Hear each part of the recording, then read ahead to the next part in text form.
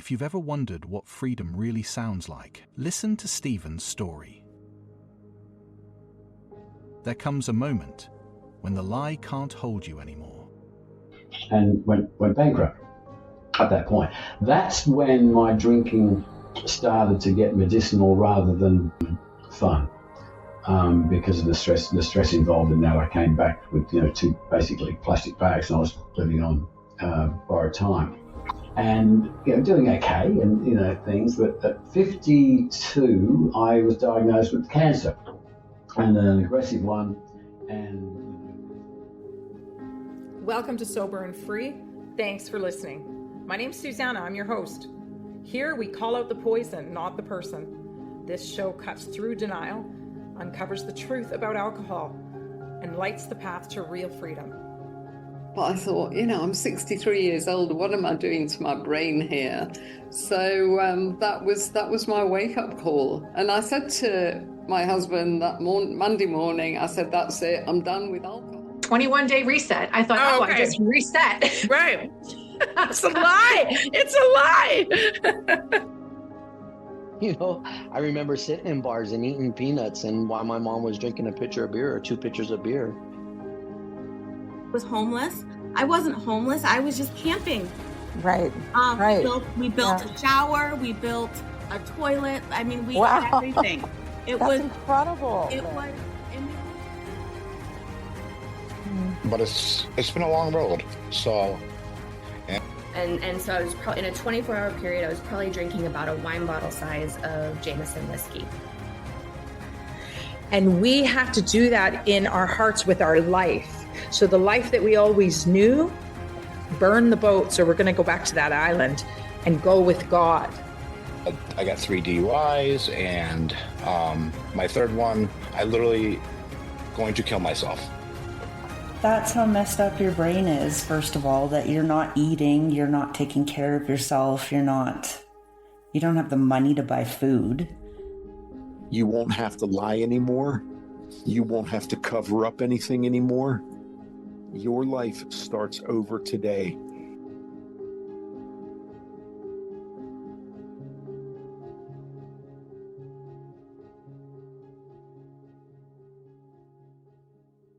Today I sit down with Stephen Hopson. His story reads like a modern-day spiritual odyssey, a tale of profound transformation that led to one of the most significant breakthroughs in addiction recovery. From property developer millionaire to spiritual seeker to revolutionary healer, Stephen's journey embodies the ancient truth that our greatest wounds become our greatest gifts. At 70, Steve represents the unique combination of profound spiritual wisdom earned through lived experience and breakthrough scientific discovery. He's living proof of complete transformation from struggling property developer through spiritual seeker to revolutionary healer. Let's begin. So we were chatting a bit before I pressed record, and here I asked him to summarize this breakthrough method called Sober Overnight. So we're starting this interview sort of in the middle, but you'll catch up. For me now, getting sober or staying sober is a mechanistic process. To explain that a little bit, you really have to grab the book, and that explains it in detail. But what I've been able to put together, develop this process, and it's reprogramming the subconscious mind. But it happens in one night. There's no trying involved, is what I'm getting at here. And for anyone listening who's trying to get sober or trying to stay sober, I get it. I was in that cycle, all my life. To start a little bit, I don't want to obviously, swallow up this podcast, Susanna, in trying to explain the book, but in the best way I can, I guess, describe it for people listening is the subconscious mind. Let's just start there for a sec. What is it? Where is it? And how does it function, for goodness sake? And most of us will throw our hands up in the air to a degree. But I think we can agree that it's a non-physical part of ourselves. And I relate to it like a hard drive on your computer, okay? And your beliefs at a subconscious level are like your programs, like your Windows. Believe this or not, or whatever, you might be right, listeners might be way ahead of me, but what drives us in life, what drives our behavior, our thoughts, our feelings, our actions, reactions, our behavior is our subconscious programs. Beliefs, programs, same word, right? So whatever beliefs you have in your subconscious, they determine the way you behave in life, in every aspect. Point of view. Where did you learn this? Sorry, yeah. Let's just chat a little bit, Stephen, before we go into how you got sober in one night. How did you learn about the subconscious? Let's start there. Tell us a little bit about your experience, or maybe that's your No, not at all. Look, and it's a long story. I'll try and shorten as best I can. I'm 70. I've been around the block a little bit, so I've hit a few walls along the way. To summarize as best I can, I spent decades of my life trying to improve my life, obviously, in the areas that we all do, right? Money, health, relationships, blah, blah. And I tried everything along the way, and all the self-help and the meditations and the mantras, and I studied Tibetan Buddhism and the law of attraction, yada, yada, and it's all great. It's all great stuff. And it's necessary to be positive, but it didn't work for me, Susanna, not properly, not really. And I hit some walls. One of the walls I hit at 52 actually, I got cancer, and I was, the doctors, God love them, they gave me a few months to live. They should never do that, but they did. And I'm still here, so I got through it. But that sort of led me on to what else I could explore in life, because I hit a couple of walls prior to that. And I've had a great life, don't get me wrong, but I've hit some walls, and I've always been, okay, I like to get to the cause rather than fluff around the edges in things. And anyway, I was in my 60s, and I had a book actually from Bruce Lipton. It's called The Biology of Belief. And I knew about the subconscious, I did, but I'd never really gone down that rabbit hole. I probably knew about, like most people know about it, it's a word. Yeah. So I started studying it. Oh, wow. And the more I studied and I learned, obviously I knew a lot of people from my past, like Bob Proctor, and other people that had developed subconscious type work, right? Rob Williams, who developed Psych K, he's passed on, so is Bob Proctor, of course.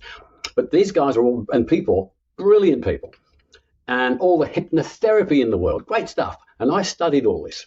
And the more I studied, the more excited I got, because the more I realized, God, bloody hell, this is how we function. This is what causes the end result of either we like it or we don't like it. So that sort of got me onto, I guess I blended my own studies and works and feelings and about, and it was about close to 4 years ago, maybe now. And I was, had all my, papers and everything. And I thought, wait a minute, there's a missing piece here. There's a missing part, if you like, of the existing subconscious, in subconscious programming, in subconscious programming work, if you like. There's something missing. And it's pretty straightforward to a large degree. But that is the recognizing or identifying the program that's not doing you any good, that you want to, get rid of. And the key, the second part, and this is the big thing. This is the thing. I thought, geez, you've got to uninstall it. You've got to get rid of it. Get back to my hard drive analogy, right? If you look at the subconscious as your hard drive, and you've got your computer at Windows, and you've got a program in there that's got a virus that's not doing you any good, what are you going to do? Yeah. You got to uninstall it. You got to get rid of it, isn't it? Mm-hmm. Or get a new computer. Oh, yeah, but you know what I mean? But you uninstall it. So in looking at that and realizing that and thinking through that properly, as again, long story short, I put my mind into gear, and I developed a 3-step process. Now, number one, it identifies the exact subconscious program that you've got that you need to get rid of. Number two, it uninstalls it, it removes it, literally I'm talking about. And 3, you install what you do want. So if you want to go north, you install, I'm going north. Right. Now, that's the 3 steps. The mechanism, the mechanics of this is quite simple. Again, But, it's always simple when you get but so there's the process. I then develop an audio file. I create, I should say, an audio file. I use Audacity, yeah? The audio file runs for about 5 minutes, and I loop it to about 150 minutes. And I'll explain why in a minute. Now, this is how this process works. And going back to the earlier conversation, there's no trying involved. Okay, you recognize what program you want, you've got that you want to get rid of. The audio does this, you with me? Like I create an audio that instructs the subconscious to get rid of that. Now, yes and no. This is more direct, bang. This is why it takes one night. You see, there's only a couple of windows of opportunity that you can talk to, interact with, communicate with your subconscious mind. Right? Now. So hold on, I got to stop you there. Because you did it for sobriety, then it's logical, Stephen, that you could make one for me, for instance, about anything. Anything. The 3 buckets in life: money, health, and relationships. Everything filters down to them. But I'm talking about sobriety, and you understand why in a second as well. You see, coming back to the subconscious again, right? We've all got, everyone with a heartbeat, subconscious mind. Call it your engine room or your hard drive, whatever you like to relate to it. Now, we've all got beliefs, programs in our subconscious mind that run 95% of our life, day in, day out, yesterday, today, tomorrow, for everyone with a heartbeat. Then that's not going to change. Now, you see, as I said, there's only 2 or 3 actually, but 2 main ways of talking to your subconscious mind. One's repetition.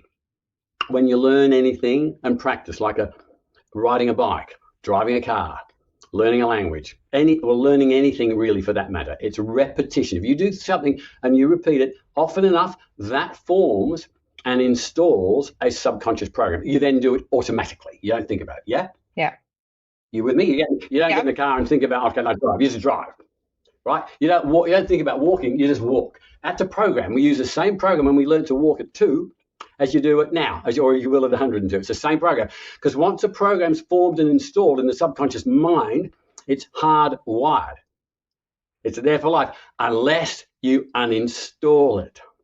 Now, the second way of instructing your subconscious mind is when we're in what's called a theta brainwave frequency. The theta, when we go into theta brainwave frequency, a slightly slower frequency than what we're normally in on a day-to-day basis. When we're born to when we're about 7 years of age, and everyone with a heartbeat, all of us kids at that age, that's when we absorb through observation. That's when we take on most of the subconscious programs that get us through life. Watching mum and dad, watching our friends at school, yada, yada. So it all goes in. Why? Because in that age bracket, from when we're born to about 7, all of us are in theta brainwave activity full time. Okay? There's no analysis. There's no reasoning. It just goes in. Oh, mum and dad fighting. Mum and dad doing this. Happy days. And most of the programs are good, but some aren't so good. Now, coming back to this, right? So this is also for all of us when we go into theta. And this is key to what I'm talking about now. When we fall asleep, when we doze off, for about 90 minutes, we're all in theta. Think about that. When we go to sleep, our brainwave active frequency moves from beta to alpha into theta for about 90 minutes and then goes into delta, which is a deep sleep after that. Now, I use that theta window to instruct the subconscious mind. Bang. You're talking to a 40 million bit per second processor. Your subconscious is a 40 million bit a second processor. Your conscious mind is 40 million. So if you're trying to fight your subconscious, you've got no hope. It's a million times stronger. So I know I'm speaking faster, forgive me, but this is a process that finds the program in relation to, say, alcohol, that you're running in your subconscious mind, that's the one that keeps the drink in your hand, that's the one that keeps you back at the bar. It finds that program in words. I create an audio, or you can if you follow the instructions in the book, create your own audio. You go to bed, you go to sleep, you strap in with headphones on or a headband, and you press play. That's it. It then instructs your subconscious mind to uninstall that particular program or programs and then install what you do want. For example, I drink and consume what's perfect for my optimum health, something along those lines. You see, that's the mechanistic or the mechanics of this is what I'm trying to say. That's what I'm talking about. The trying is gone. There's no trying. You don't have to try anymore to get sober or stay sober. Or it's because it's purely about your subconscious programming. Yes, that's what I've understood. So I'm just going to take a moment to describe my relationship with hypnotherapy, if you don't mind. So I used to live in New York, and when I was in the process of getting the apartment, the only one I could find was a rent-controlled loft, and the owner had given up her master bedroom and turned the other part of her apartment into a hypnotherapy institute. So unwittingly, I moved into this situation, and then I started studying. She had invited a professor to come in to the institute and teach a course on hypnotherapy, audio hypnosis. He had been on Oprah Winfrey. He was quite well known. His name escapes me. Haven't thought about it for years.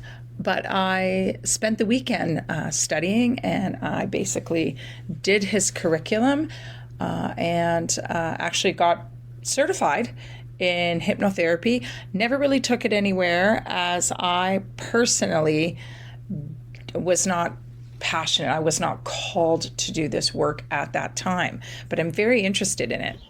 Different to, if you like, hypnotherapy? Well, it worked for you. Craig Beck, who wrote Alcohol Lied to You, when you get the audiobook, you get quite a few chapters that are loaded up that are audio overnight hypnotherapy. And I put them on for months, and I continued to drink. But I had them. Now today I'm sober. Maybe those things finally kicked in. I don't know. I'm just being devil's advocate here and saying, how do you think it worked so profoundly on you in one night? Well, it's different to hypnotherapy in a couple of ways. I'm talking about general hypnotherapy now. Okay. The two key differences really are my study, I've learned, my experience, is that you can only, as I was saying a few minutes ago, you can only interact with, communicate with your subconscious mind. The door's open, if you know what I mean, only in that theta window. In other words, you can walk around with headphones on all day and listening to audios that are sort of, with retrospect, this is how the hypnotherapy works. And it's all good, don't get me wrong at all, it's all good. But if you walk around all day long with headphones on, listening to the same audio that I produce that you listen to when you fall asleep, it doesn't work. Because the door's open. I understand. No, a lot of the audio meditation is for nighttime. Like I don't really know any that you listen to during the day, and then they profess that it would work, because we are on guard, and there are things that guard the subconscious mind during the day to protect ourselves. Well, like, it's just not available.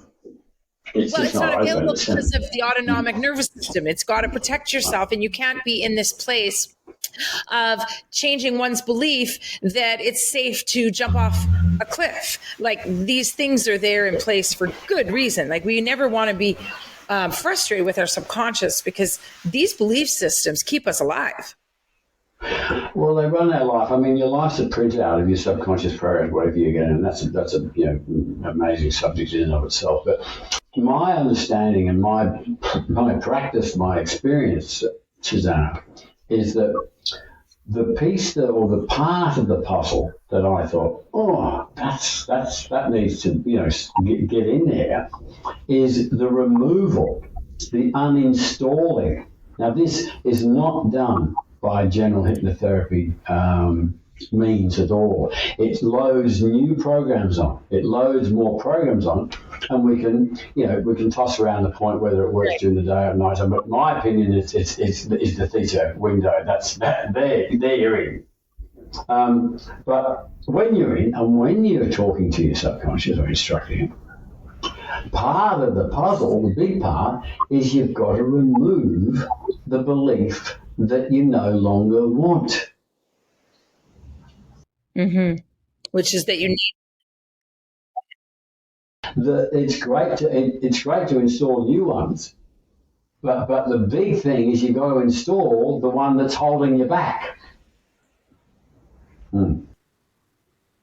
So in the case of drinking, an example of a belief that would be holding you back would be, give us an example.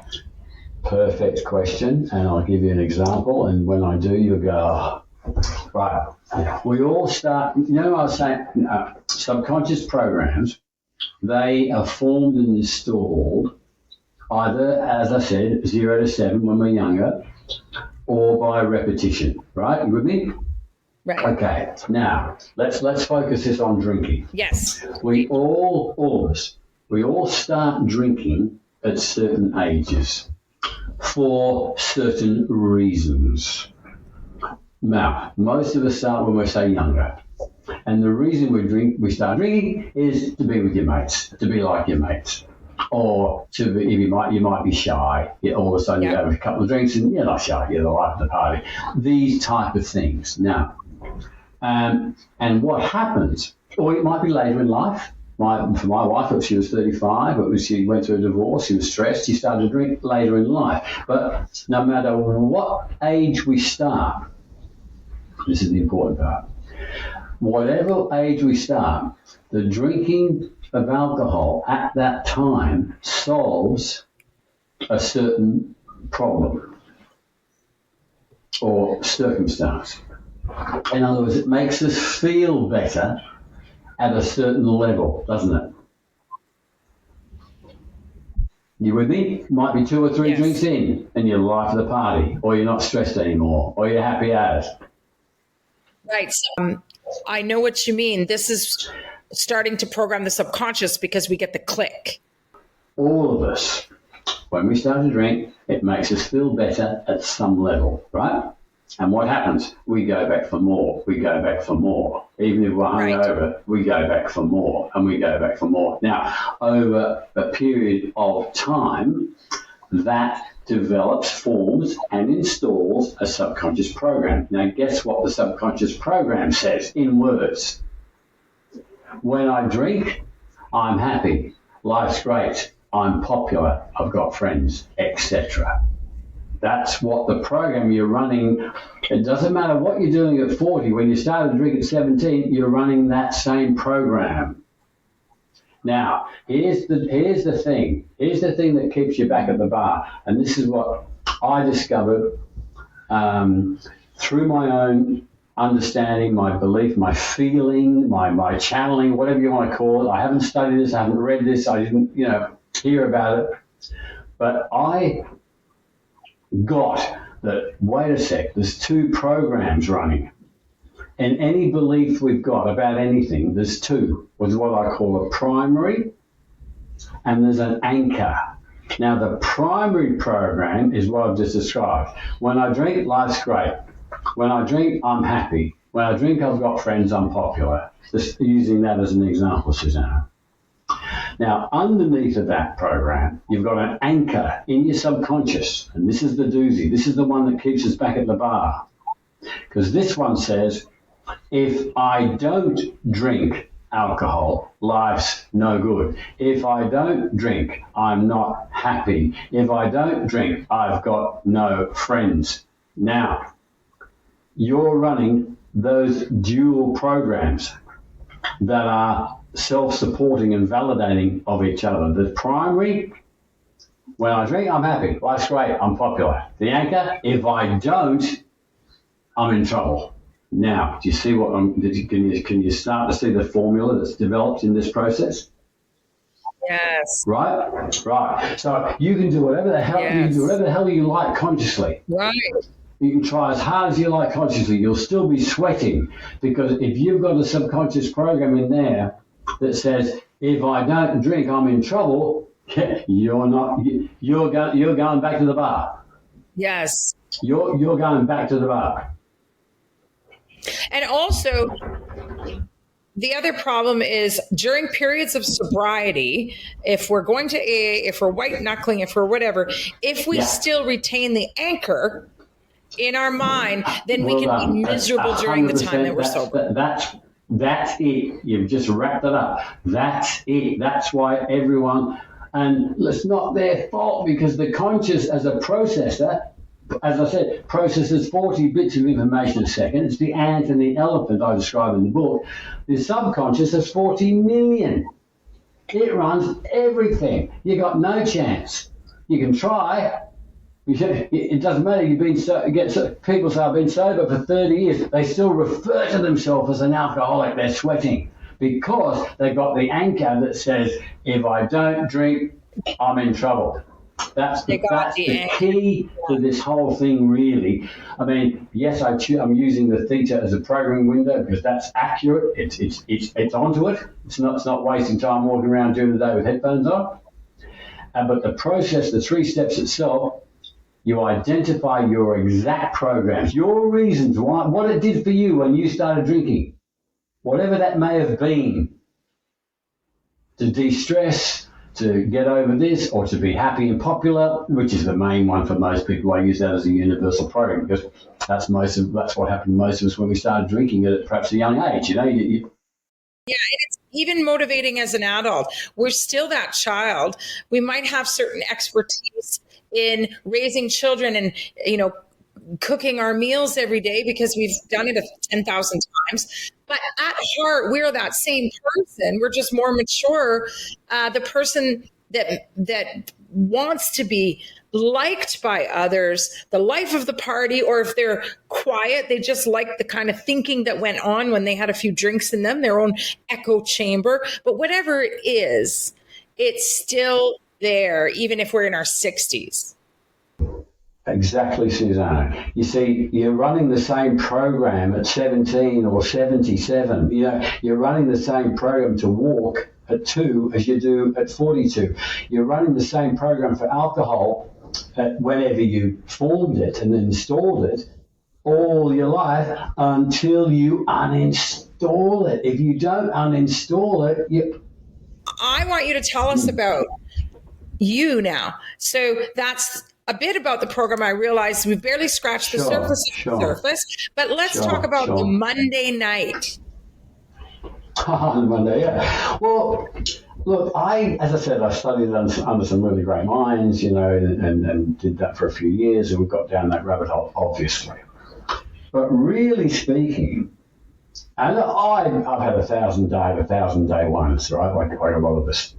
But I wasn't really getting right into subconscious programming to actually get sober. Okay, that wasn't my front line. It was to improve my life, Susanna, in all other areas, like we talked about a minute ago. This is, improve my life in my health and money, relationship, improve my life, yeah?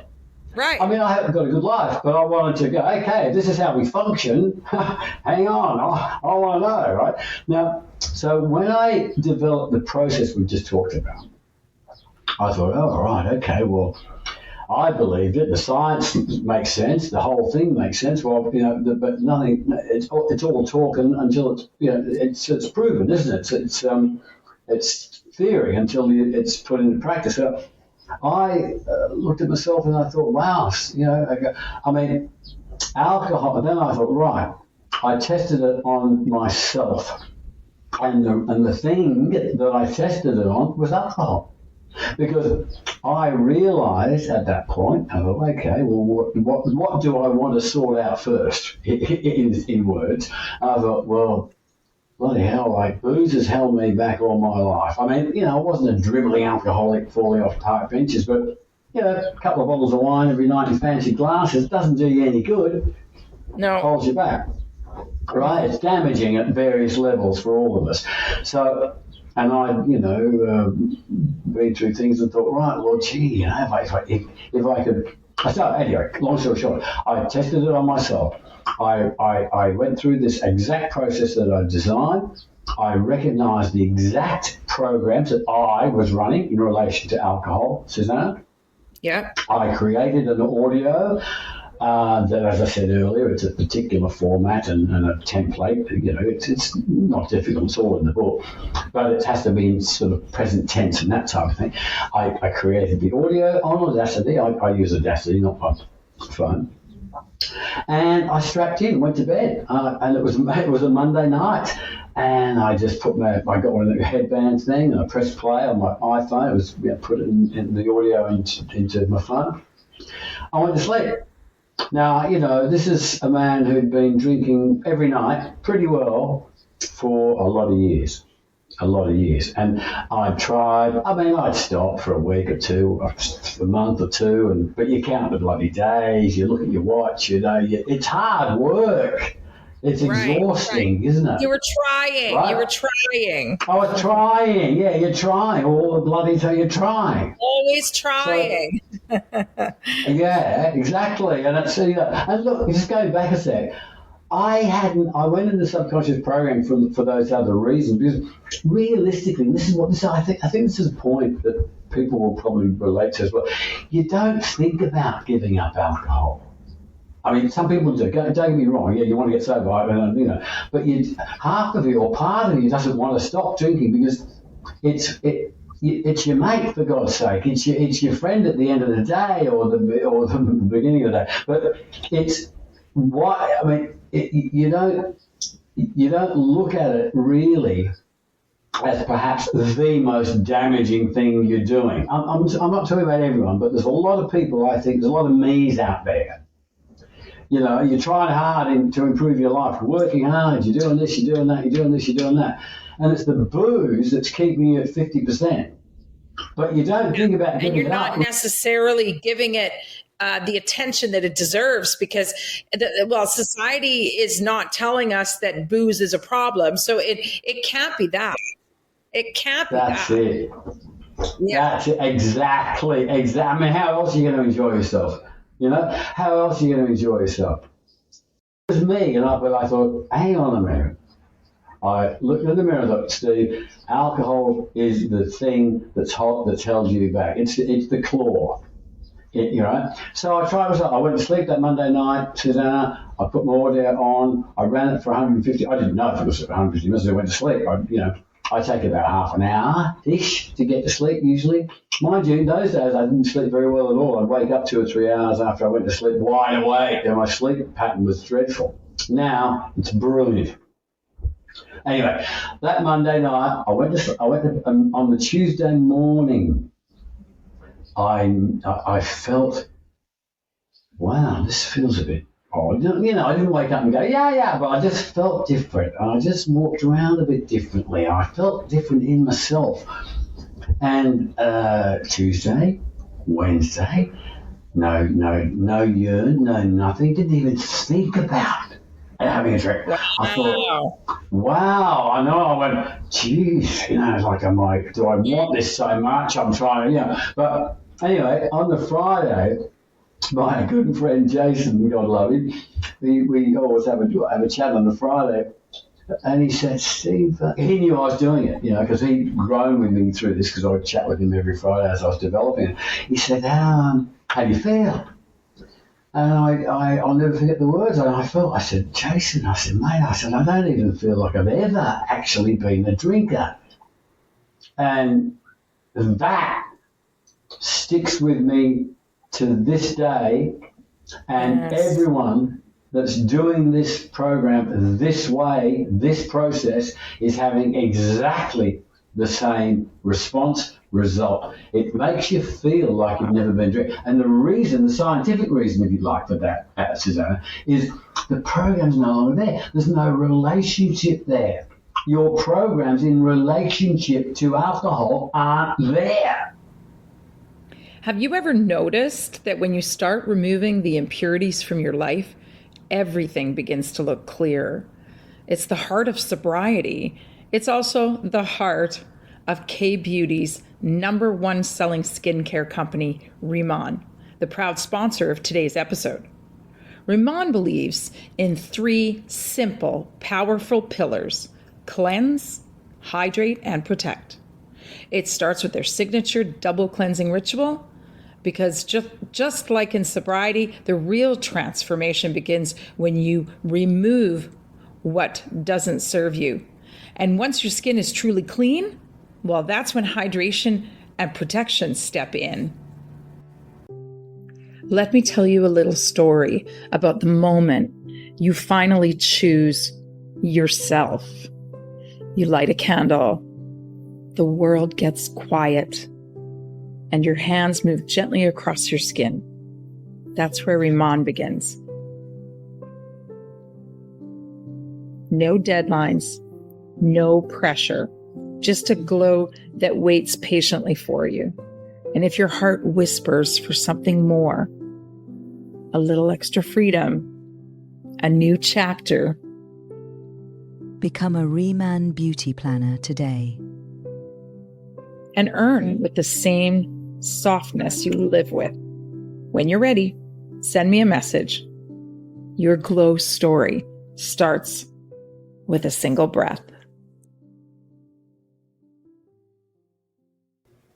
Wow. I just don't know what to say. Like, I'm not sure if I could find words and adjectives big enough to describe this for the desolation and desperation that our brothers and sisters out there are feeling around alcohol. I mean, some of them are killing themselves. Yeah, I know. And I don't mean killing themselves because they drink too much and it kills them. I mean, literally feeling the gloom and doom of not being able to quit the programming, but they don't use those words. Yeah. They're not being able to quit alcohol. Yeah. But really the only thing that they're not able to do is quit the programming.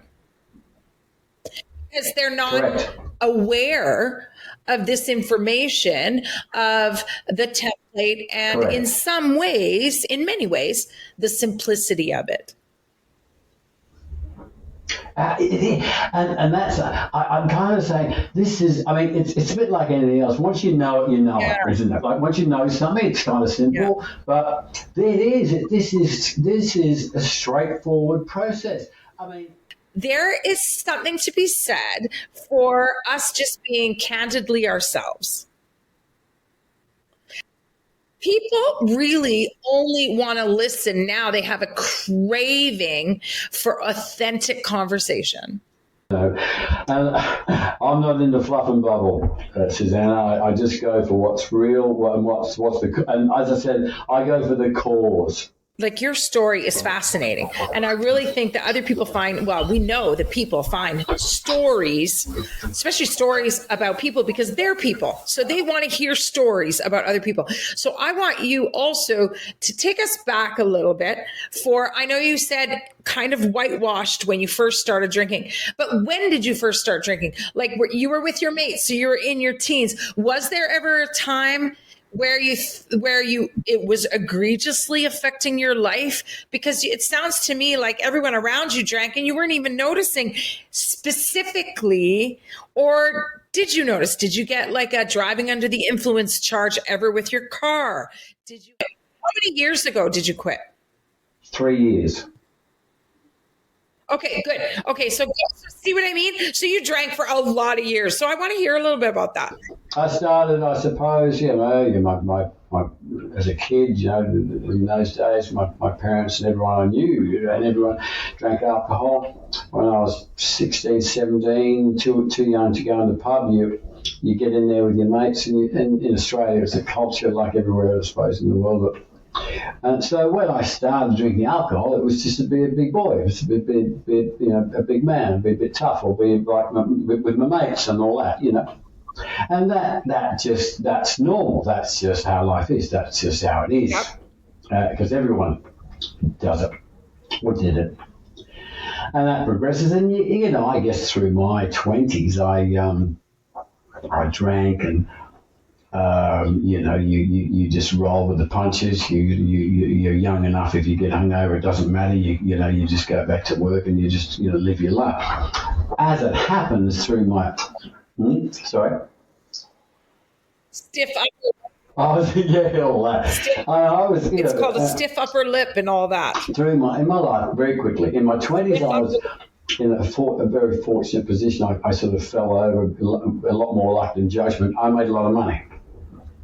And I ended up at 32, I lost a lot of money, okay? So in that roller coaster, there was a lot of money involved, and I built a resort apartment complex here on the east coast of Australia. I was only 30 years of age, but at 32, everything collapsed. There was a major recession here in 1990. Or 1989 actually, and interest rates went up to 23%, and no one survived.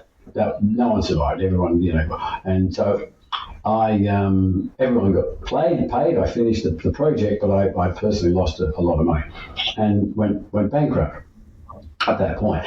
That's when my drinking started to get medicinal rather than fun. Because of the stress involved in that, I came back with 2 basically plastic bags, and I was living on borrowed time. From that point, I guess that led me on to my, to coin a phrase, my spiritual path. That led me into that area of my life, because shortly after that, I went bankrupt. It wasn't too long after that, I was 39 actually, I was divorced. So I hit that wall. And sorry, I should have said, after that wall, then that got me into my spiritual path. I became like Forrest Gump. I just walked everywhere for miles and miles and miles. And found myself on that path of exploration. And I was pulling myself through that wave, and doing okay, and things. But at 52, I was diagnosed with cancer, and an aggressive one. And these doctors and so forth that do what they think they think is right. They give you time frames. Oh, you've got X amount of time, which is just dreadful. Obviously, I got through that. How much time did they give you? 12 months, 6 to 12 months. Oh wow! And and how did you get through cancer? Well, I mean, I've learned enough about, thankfully, meditation, natural healing, fasting, juicing, God knows what. And I tried everything, and I put myself on a super strict 12 months program in all of that. And this isn't anything to do with subconscious, because I hadn't sort of got in that pool yet properly. And so I got myself through that. I learned so much so quickly. Alkalinity was the thing that got me through it. Learning about alkalinity and amongst other things I learned. And I just alkaline my body completely. And there was a wonderful woman I met who's a dear friend of mine. She lives in Canada. She lives on Prince Edward Island. Is it? Oh wow, over on the East Coast. Yeah, she lives there. She's a microbiologist. She's a friend of Bruce Lipton's as well. She taught me all about alkalinity. She was here in Tasmania at the time when I met her. And and so I did everything I could possibly do. And I was down both sides of my neck. And within 12 months, I completely had gotten rid of the whole lot, apart from one lump on the right side of my neck. So I went, I was going backwards and forwards to people at, I went to Sydney actually and saw the people at St Vincent's Hospital. And they were blown away. They said, God, I keep doing what you're doing. So I did. But shortly after that, the one lump on the right side went bang. It went really, really big, pretty well, and there's nothing I could do about it. So I ended up,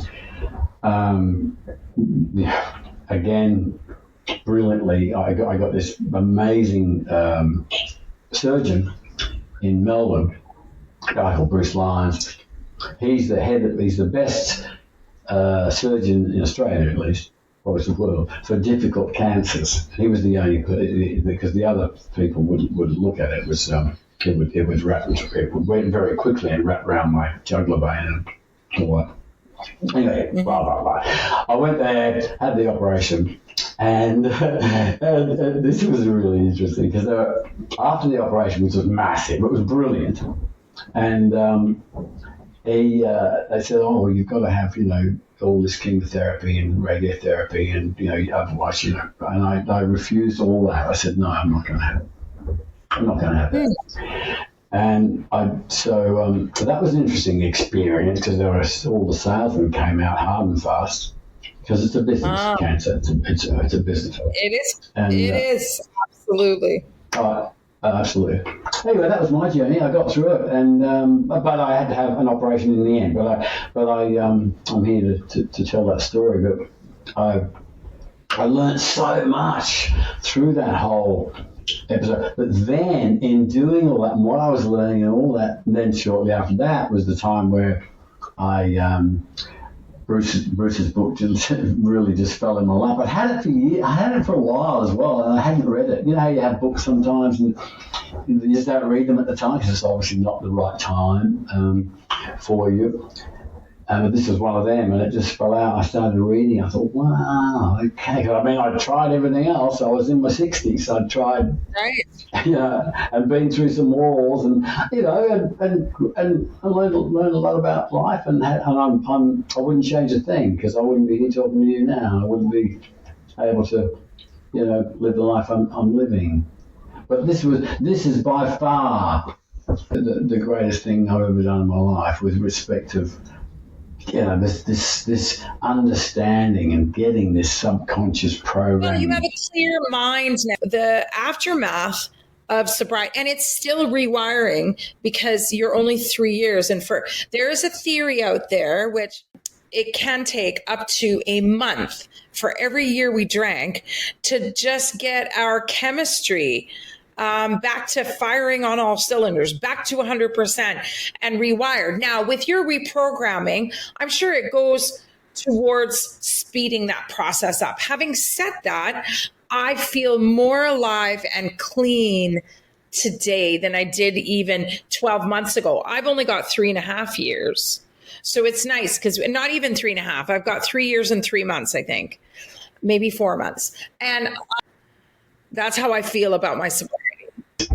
For me and for the other people, Suzanne, my wife, she couldn't go a night without a close to a bottle of wine. You wouldn't know. She's 50. She's your age. She's 55. She gets up, does a job, right? But all I can say is, and I understand there's theories of this and theories for that. My practice, my experience from that Monday night, there's been no trying, not one moment of trying.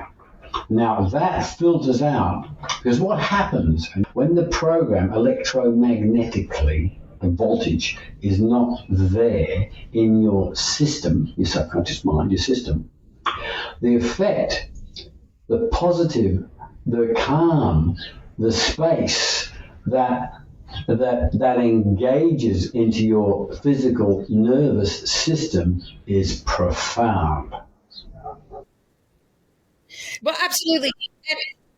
And I've always said to the AA people, I have said, a psychological makeover of yourself is fine, but it's not necessary to give up alcohol because that's separate, meaning it's the poison's fault.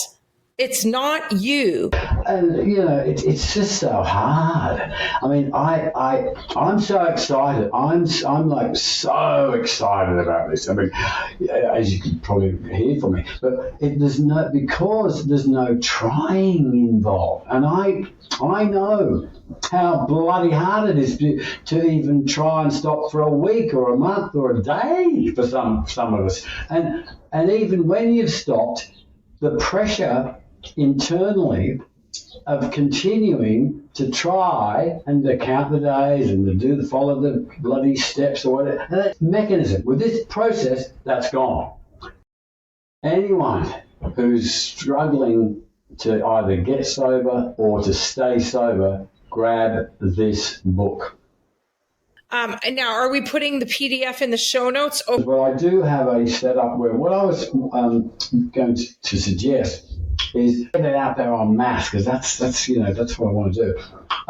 The book's available now on Amazon at $25. I can create a dedicated landing page specifically for your group members. Come in, grab the book, grab it for a couple of bucks, and read it, and see for yourself. Yes, that's lovely. I do have other support resources as well as the book that support the book as well if people need them. But the people that are getting it now, they're doing it themselves. Some are grabbing the extra resources, and I've also got one-on-one an intensive 5-day program where I meet with people one-on-one over Zoom, and I do the whole thing with them. Find the program, I create the audio, and all that. Like we could have the Zooms on Sober and Free, on the Sober and Free podcast Facebook group. I'm open. I mean, all I'm saying is here it is. This is it. This is the book. There's other resources as well if people need. But the book on its own, people will be able to implement it themselves just using their iPhone. Yeah, that's wonderful. But there's also extra resources. Yeah, I'll make sure that we put that in, and we'll have it in the show notes by the time this comes out on.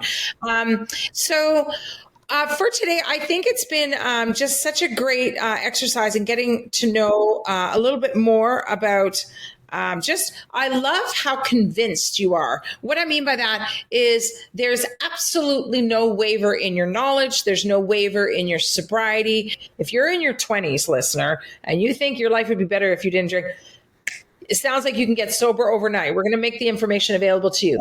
And then some of you that are a little bit older, we also understand that you're just done. You're sick of it. Like all the listeners are going to be in a different place. And some people might not even be the drinker. Some people that listen, they might just know a drinker. So we'll make sure that the information is available to them. But I just think it's just wonderful what you're doing, Stephen. I'm so happy that you reached out to me. Oh, look, thank you. And I likewise, I think it's wonderful what you're doing. And good on everyone that's in the group and trying. I mean, good on you. But it's bloody hard work. And it's now actually not necessary.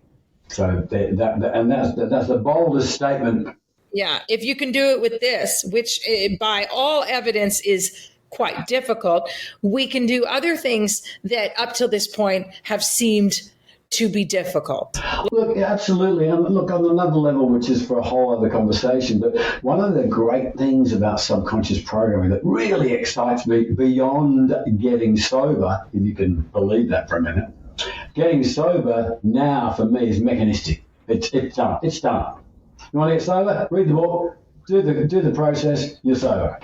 What is after that and what is connected to this whole thing, this whole experience, is this then takes you on a path or sets you on a path for you to realize what the subconscious is properly, for goodness sake. You'll realize it's how you actually function, and therefore at the beginning of our conversation today, Susanna, you go, Steve, this works for everything. Yes, it does. So that opens up the doors for you to understand more and more about who you really are, how you really function as a human being, as a non-physical being, and how you can drive your life in all areas of your life, not just alcohol. Alcohol's done. Let's work together. And people of Sober and Free, I plan to have an in-person event, with all of the speakers that have been on the podcast that are interested. So this is something that I see in the future, and I'd love for you to be a part of it. I thank you very much indeed for that. I just know how it feels. And there's a big difference when you know something, you know it in your body, in your bones. It's different. There's a big difference between knowing something and believing something. I mean, with respect to all religions, and this might put some people off, but religion's believing. Yeah, and you stand there with your hands crossed. You hope to God you're right. You know, this part of you still hopes to God it's correct. You don't know. So even though I came about different ways, Stephen, I'm in on the secret, and it's so nice that it's coming out. I think more and more these alcohol-free societies, sober curious, sober is the new trend. This is so wonderful. So if you've said what you think that we need to say here for chapter 1, Stephen, I'll reach out to you in the next couple of days. Let's have a phone conversation. Good on you, Susanna. That's great. Lovely talking to you. And whoever's listening, good on you guys too. Take care. Talk to you soon. Bye-bye. Bye-bye.